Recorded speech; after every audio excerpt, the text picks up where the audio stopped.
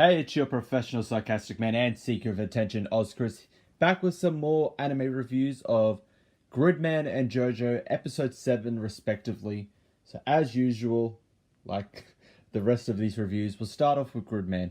Gridman episode 7. So in this episode, Yuta reveals what he had just found out from the mysterious kaiju girl in the previous episode, that Akane is the one causing everything.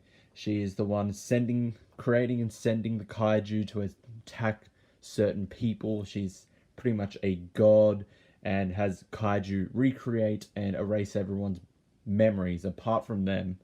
So pretty much the whole plot of Gridman is because of her, but Rika and Utsumi don't believe her. With Rika, I would at least understand why she wouldn't believe that Akane is the one that's doing this.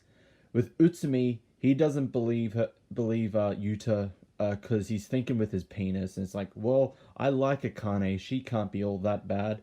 And pretty much lies when Rika says, oh, girls aren't into kaiju, despite the fact that Utsumi knows that because he spent a day with Akane talking about kaiju, their shared interest.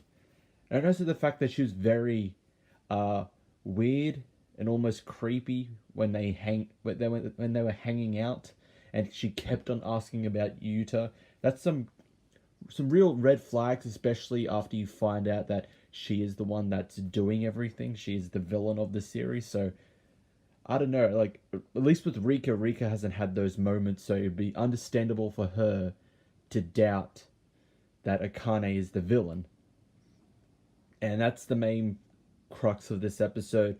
Yuta meets Alexis, the alien that is helping Akane, and then we get a debut of another Gridman form, Sky Gridman.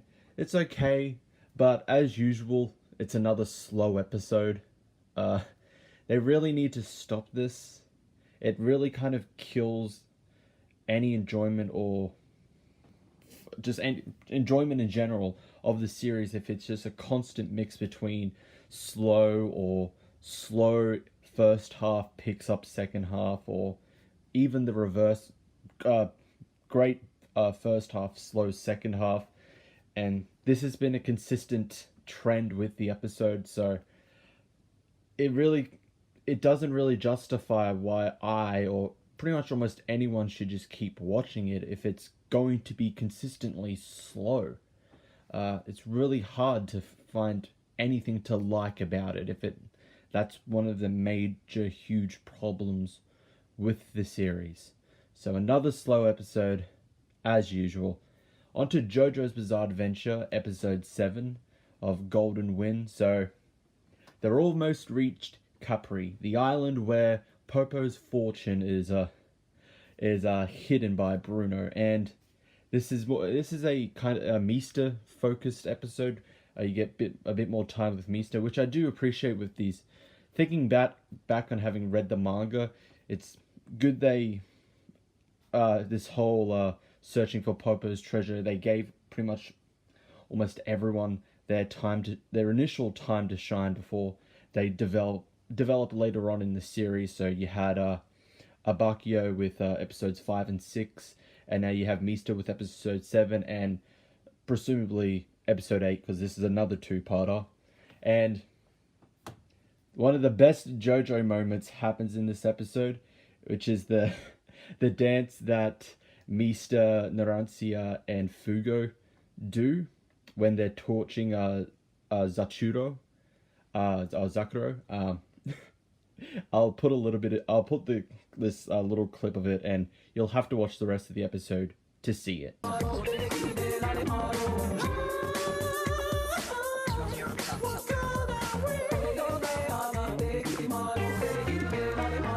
So, pretty much a plot of this episode, they've almost reached Capri, and they are torturing Zucchero, who is his partner. He can't have done this alone, and they discover the partner is waiting on Capri for them.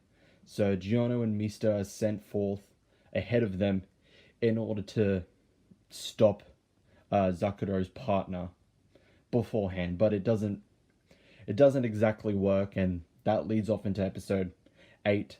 So it's another good episode, you know.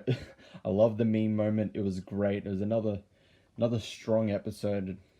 Yeah, even ignoring just my bias of liking JoJo, this was another good episode. It kept my attention, which is good, which is what you need. Not like with Gridman, where just repeatedly checking how long until the episode is over. I don't find myself doing that with JoJo. So definitely another good episode and another slow episode with Gridman. And that's it for these reviews. Thank you all for watching. I'll see you all in the next one. Fighting God!